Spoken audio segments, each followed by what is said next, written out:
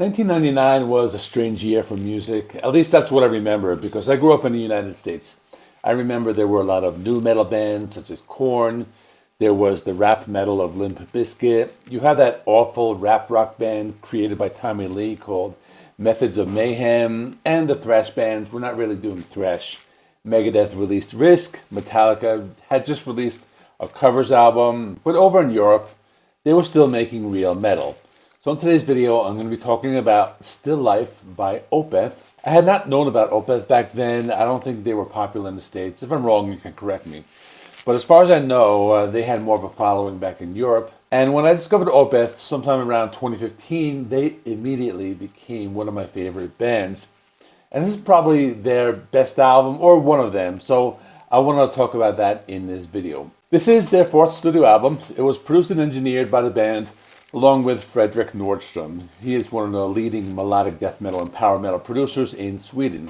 The album was released on October 18th, 1999. It is celebrating 25 years. The album was also released on Peaceful Records, which is also interesting because the only album of theirs to be released on this label, as the previous albums were released on Candlelight and Century Black. It's also the first album with Martin Mendez on bass, and it's a concept album. So let me read a quote from Mikael Åkerfeldt to give you the main idea behind the album. And then later, as I go through the songs, I'll explain the story as they pertain to the lyrics. So this is what he said. Still Life was not satanic, but an anti-Christian theme. It sounds pretty naive when I explain it like this. It kind of takes place a long time ago when Christianity had a bigger importance than it has today. The main character is kind of banished from his hometown because he hasn't got the same faith as the rest of the inhabitants there. The album pretty much starts off when he's returning after several years to hook up with his old babe. So that's how the story begins, but I'm going to be telling the story as I go through the songs.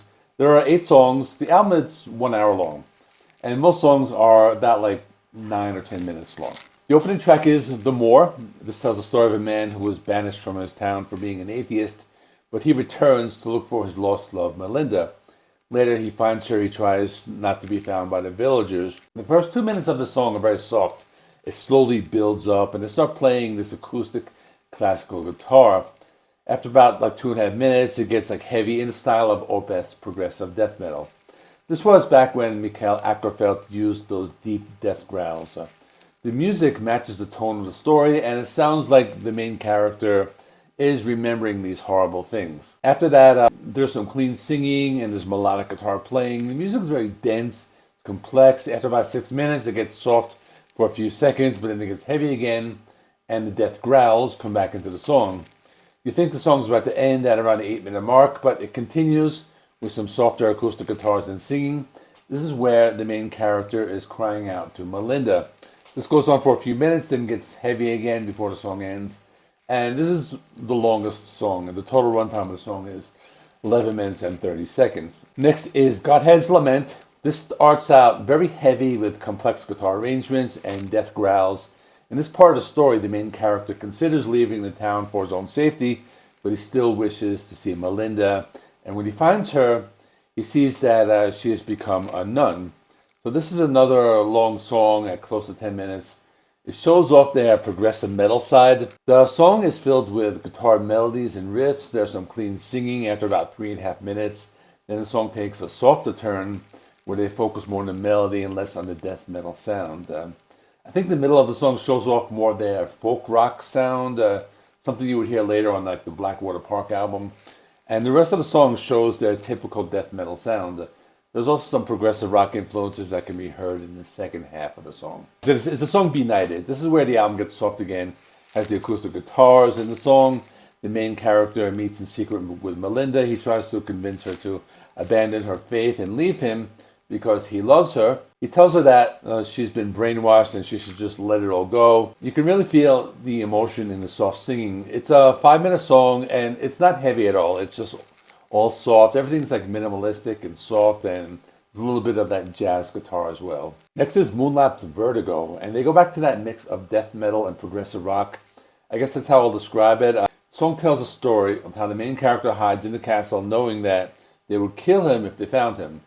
He hides and plans his next move, and then he realizes he's running out of time.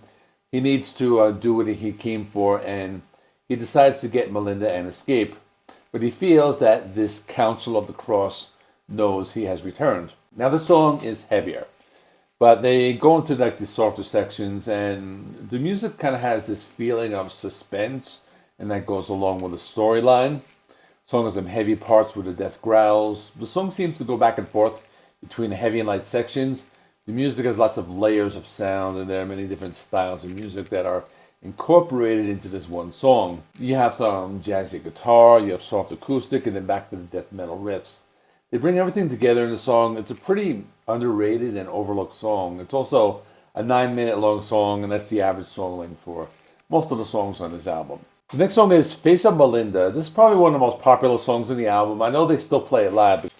Now this has a soft jazzy intro. It features a Mikael Åkerfeldt singing like in a softer tone, and you can hear soft acoustic guitars and the bass guitar notes. And this song gives the listener this overwhelming sense of serenity, a feeling that you're floating on clouds. This song is about the main character meeting with Melinda. He's trying to take her back, but he is unable to court her. She is dedicated to her life as a nun, and he doesn't want to accept this. So he tells her he risks everything, but she tells him of her own problems, her own moral failings. But he's actually surprised because she tells him that she still loves him. The song ends with kind of like a hint of what's to come. And this is another one of those songs where they keep everything soft throughout the song. It picks up the pace with some electric guitars around the 5-minute mark. Mikael Åkerfeldt continues with the clean vocals, but the instrumentation is heavier in the second part of the song. But despite all this is one of the songs that doesn't really get heavy, as they focus more on melody and emotion. And the last minute of the song features lots of guitar and melodies, and in that way that only Opeth can do. The penultimate song is Serenity, Painted Death. This is part of the album where they get really heavy again. Mikael Åkerfeldt lets out some deep guttural vocals, but the song still has lots of melody. It's a turning point in the story. The main character finds out that Melinda has been taken and murdered for being unfaithful to the church. Then the main character brutally kills all the soldiers who have killed Melinda, but then he just collapses in total exhaustion. And then when he comes to, the Council of the Cross had captured him. And this song has some of the heaviest riffs on the album, especially the one near the 2-minute mark. The guitar riffs are super heavy. There's even some harmonics. And the vocals are very much more angrier. They're very reflective of the anger of the main character. And the song has these cool acoustic passages at around the 4.5-minute mark. Then there's some cool psychedelic guitar riffs in one part of the song. Then it goes back and forth with the death growls and the clean singing and the heavier and lighter guitar riffs. And the song ends with some soft acoustics. The last song is White Cluster. I'm going to talk about the music first, and then after that I'll finish the story. If you don't want me to spoil the ending, I suggest just ducking out of the video right here. But the song is a 10-minute album closer. The song has a lot going for it. The first part of the song shows off the heavier progressive death metal sound with lots of complex and progressive guitar riffs and death growls. The middle of the song is more of a sound that's more reflective of their later progressive rock period that they would have on later albums like Pale Communion or Heritage. But they do it in this ominous way. The song has lots of suspenseful tones, the instrumentation, the arrangements. There's part of the song that comes in at 5 minutes where everything goes soft for a few seconds, then goes right back to that brutal death metal sound. Basically, another one of those songs that takes lots of twists and turns, has different sections, different styles, and they're all blended together. The last few seconds of the song has some soft and jazzy guitar playing. So now for the spoiler. At the end of the story, the main character comes out of his dreamlike state. He realizes he's been captured. The Council of the Cross tries to make him repent, but he refuses to do so. He's led to the gallows to be hanged. Right before he dies, he feels a hand on his shoulder, and he looks behind him and he sees Melinda standing there. And she's ready for him to join her in death. So in the end, they're together in the afterlife. So that is all. Let me know what you think of the album. Do you think it's the best album or one of the best? And what do you think of the story? In the meantime, check out this other video I did with a different Opeth album that came out in 2014 as Pale Communion. Completely different type of album, and I explained in the video. So check this out. Thanks for watching. Give the video a like. Please subscribe. I have some merch, so the link is in the bio. I have coffee mugs and t-shirts. Check it out. I also have memberships where you can make requests. So all that good stuff. See you in the next one.